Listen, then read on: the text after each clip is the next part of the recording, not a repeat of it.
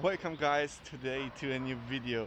Today we are testing the F900 GS and I will tell you what I think about the bike, how I feel on the bike and how it's comparable to the HP2 and other bikes like the T7 890 Adventure, and then later I will do also a video how I feel it's comparable to the T7 Yamaha and KTM 890, because what I have now, 5 minutes drive, a big impression. This is a big competitor for the 890. So stay tuned and let's watch what I have to say. If you hear, yeah, it's quite loud, so it's like a cold start, but it's not cold because I drove it here. But what I really like it, and I drove just before I started to record, it's like 5 minutes, 10 minutes to here. And what I really like is the engine sound and the intake. You hear, probably, I hope you hear it too, the intake. When I push now a little bit the gas, then you hear it like it wants to suck you in. This is something I really like, because nowadays the engines, the exhaust, the bikes are getting quiet. I'm not a fan of really loud bikes or bikes that are right stupid loud, but I like to have an engine sound, a response when I drive it, like I know with what RPMs I am, and that I have an Akapovich, for example, mounted and not like an air pump. So that's something quite nice, impressive. The next thing what was really cool is the torque from lower RPMs. It's really nice. So you let the clutch go, and the bike's like when idle is going forward and has no problem. It's not going down with the idle speed or anything. It's quite torquey from the lowers. So let's test it maybe here. Like I'm idling now. Yeah, and then gas, full gas. Nothing, you know. It's like, yeah, it's like a boxer, I would say, but has a benefit. It has no lack of power in the whole RPM range. You know, you don't feel like when you go up and down with the RPMs, and you go from the lower RPMs to the higher RPMs, you don't have a dip. Like, it's really nice set it up, and it really feels that it is like a competition for the 890R. Because from the specs, torque, horsepower, it goes forward or is the same as the 890. So I think BMW has just tried to copy from the Austrian, you know, manufacturer. Nothing wrong, you know, and they were not the first one that were doing a double twin engine, of course. I would say the most popular one was the Nuda or the 800 GS when it comes to the double twin engine from the newer area, that were really nice and from the horsepower quite good. And the next thing is, like, what I wanted to try is initially is to go like in the low RPM and then see how it goes up. Okay. Yeah, that sounds not healthy, but it's going, it's full throttle and it's accelerating. So the phase, I would say no one will do the 6 gear to go in the 6 gear 50 in the city, of course, but it shows you that if it would be really elastic, like you would go with the engine to the lower RPMs in 50 and the 6 gear, it would be not aggressive, it would be elastic, and you would be not so happy with the power, because you would feel like, this engine is boring. And this one, you see, from the low RPM, it's like shaking you down, like, come on, put 2 gears lower and I will show you who is the boss. So this is something I would say they did really good. That the engine is made not in Germany, that's a different story. Because we are still talking about BMW. Everyone has reliability, BMW made in Germany. Yeah, that BMW go around the world, no problems at all. This is something where most people are thinking when they hear or see BMW motorbikes. I'm now staying at motorbikes, cars and so on. I will not take into the detail, but and I think most people didn't know that, or don't know that this bike is or this bike, the engine is not built in Europe. But I don't see anything wrong in it, you know. So that's something they decided, the cost and so on. I can understand that, because if you look at the Desert X, for example, from the price level, this 900 GS to a Desert X, there are in Austria, I think, 5,000 euros difference, you know. And we are still talking about the mid-size adventure bike. So that's something where I say, okay, yeah, they need to do that. The next thing where I would say are big benefits is, I know the 1250 really good, yeah. I own one, or I owned one, and if I press here the button or here the button, I know exactly where it is, because it's on the other bikes the same. And this is something they do really good. And also the display, the features on the display and so on, they are quite good made, because they are easy to... Oh, there was a crash. Yeah. They're quite easy to set up. So yeah. In my next video I will go to the detail where I will talk about the bike pro and cons and what I like and what I don't like. It will be a shorter video, but this is something I want to do after this ride. But what I like is this windscreen. It looks really cool, it's really nice, but it's not adjustable, it's fixed, yeah. If you came from a bigger BMW bike or something, yeah, you know, it's adjustable, everything is cool, and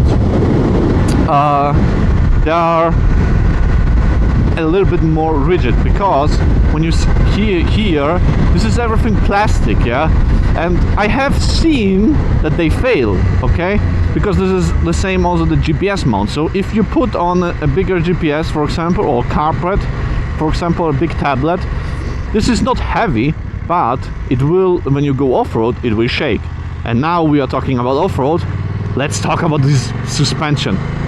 This suspension, yeah, yes, it's an option, you need to pay extra. Yeah, it's like, I would say, comparable to the 890R Adventure, from the specs and how the suspension works, okay? But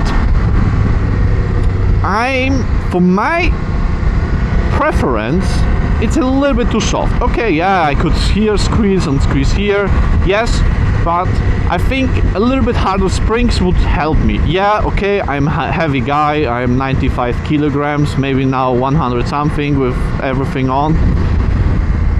It's not light, I'm sure they don't set it up for such a big guy, but this is a tall machine, and I don't know if a 2 meter or 190 guy will sit here and have 70 kilograms dry weight. So yeah, but this is something, it feels really good when you drive over some bumps and dumps.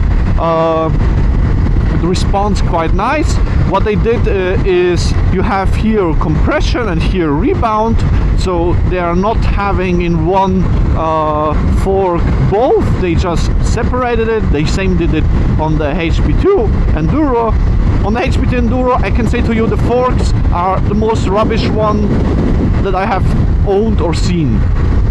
So for such a high-priced bike, they are rubbish.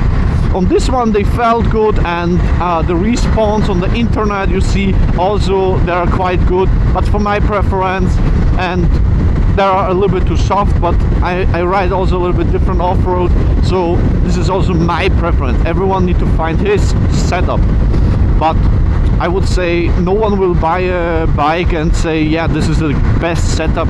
It's every time a compromise. In some things you compromise, and some things you add something that you can add the features that you want to have. So, and this bike has the Quickshifter with the blipper, and this is something I really like, because whoop, my camera, my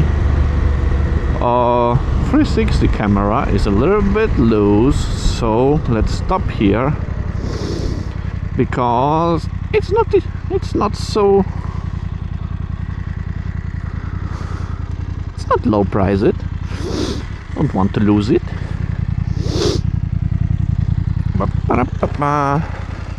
Let's stop it. So you see here also the bike from the front a little bit. I like the headlight, how it looks really sporty, slim, you see from the lines. And what I have heard, or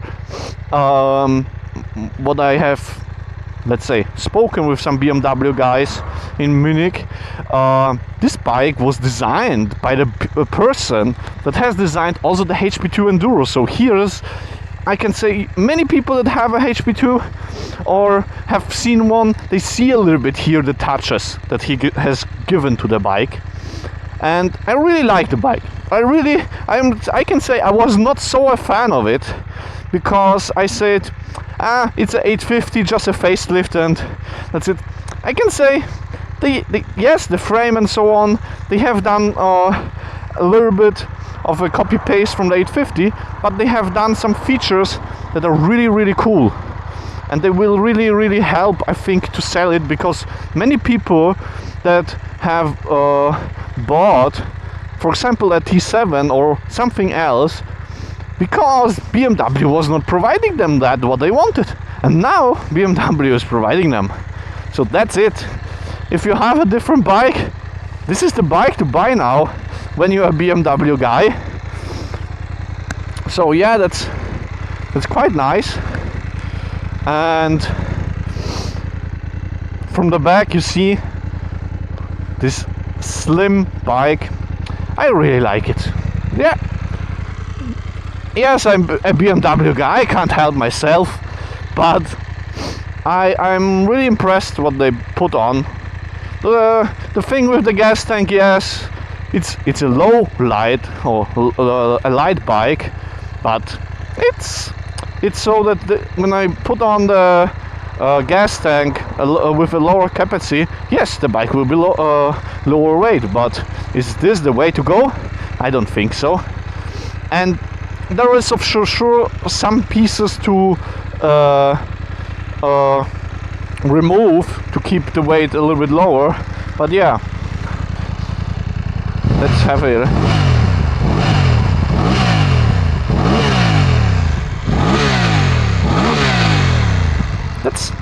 I would say that sounds quite good to me. I don't know how you feel. What I wanted to talk is about the Quickshifter. Look, that's the first, second, 3, 4, 5, 6. I can say the Quickshifter is something I'm not really from BMW. I don't know it so good, let's say so.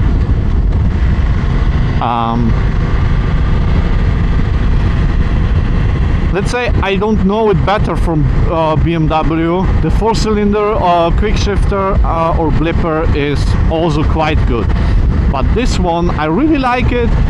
It's really responsive. You feel how you put on the in the gear, you put down the gear, and there is nothing comparable than, for example, to the 1250 GS or something.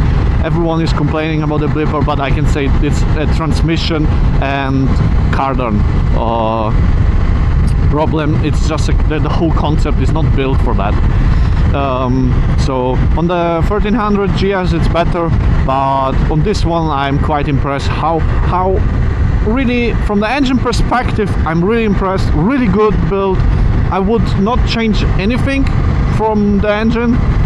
I wouldn't do a decut or something because from the sound I really like it. So the only thing what I would do is, but this is just my opinion, I would do a respring of the front forks and maybe the back one, but the back one feels good from my ride, from my short ride, let's say. I'm maybe in the near future I would drive such a bike off-road, so then I can talk maybe a little bit better about my feelings. And the next thing is the tires, the Karoo 4 tires. It's my first time, let's say, on the Karoo 4, and it's like you go from left to right like with a normal street tire. I don't feel that I'm on knobby tires, you know. It's something I really impressed of the tire, because I have the convenience to go here and on my knee and have no troubles. I wouldn't do it because I know I have knobbies, but from the feeling I would do it. So yeah, then you see here you have a USB socket. I think that's something really cool when you want to connect your phone or something.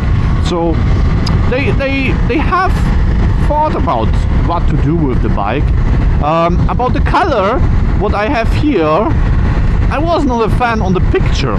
I was really not a fan on the picture because I don't really like the BMW color, the trophy one. But this one, after I rode it and I have seen it, I would take it. I would take it. I don't have a problem with the color now. I got familiar with it, so I would say don't use anything on the paper. See it in real life and then use it. Yeah. So yeah, that's a bike. I'm quite impressed. And when you stand up, yeah, okay, I am a 190 guy, and it feels really good when you stand up and go with the bike on the corners, you know. It's not slim from feeling. It's really like really good made from the balancing and from the handling, you know. I never drove really an 850. I drove it just a short time when I helped an older man on the off-road track. I drove it uphill, but this was not the best experience for me because the suspension was completely rubbish to me. But this one feels really good, you know. When you stand on it, and from the balance, from the front and back balance, it feels quite good. Of course, it's completely different off-road, but I think that's a real competition for every older HP2 owner, that he will maybe think, my old bike is getting older, more collectible, maybe I should buy this one and keep my HP2 just as a sun. Okay, maybe I shouldn't use this word, but my shiny queen for Sunday, let's say so, and this one to abuse. And I think this will be for many people a big topic why they would change. So will Christian change? Ooh, I can say I'm quite impressed about the bike. So yeah, if I would have a sponsorship, I wouldn't say no. If I need to buy it by myself, I'm a boxer guy, so sorry guys, I will not abuse this bike. I will not abuse this bike. I will abuse boxers like a 1300 GS or something similar. So yeah, and you see this handling, yeah, that's something I can say. I drove a T7 one time you see it on my channel. I didn't do a review about the driving, I did a review about the parts from Touratech. But I can say a T7 to this one is losing power, lower torque power of a lot of it. Okay, yeah, the horsepower is missing, but from the handling, I would say this handles better. It handles better. Oh, and look, beautiful Vienna in front of us. This is why I like this hill, as it's a nice place to test drive your bikes. You know, you have some twisties, you can go a little bit faster, and it's not far away from every dealer in real. So I hope you like this video, yeah, because I'm really, you hear it from my sound and my voice, I'm really impressed about this bike. My level from what I will test today, I thought, oh yeah, the BMW tried again something, but they missed the opportunity to do it right. I can say 80% they did right on this bike. 80. The rest is missing, but 80% is right. So I hope you like this video, and if you like this video, please like, subscribe, and you see me next time when you subscribe or you text for another video. So keep you safe, have a nice weekend, and see you next time. Bye. One more thing I forgot to mention is heated grips. Yes, BMWs have heated grips, but why has a 900 GS 3 steps of heated grips and the GS only 2? Why? One to burn your hands and the other one that keep them still cold.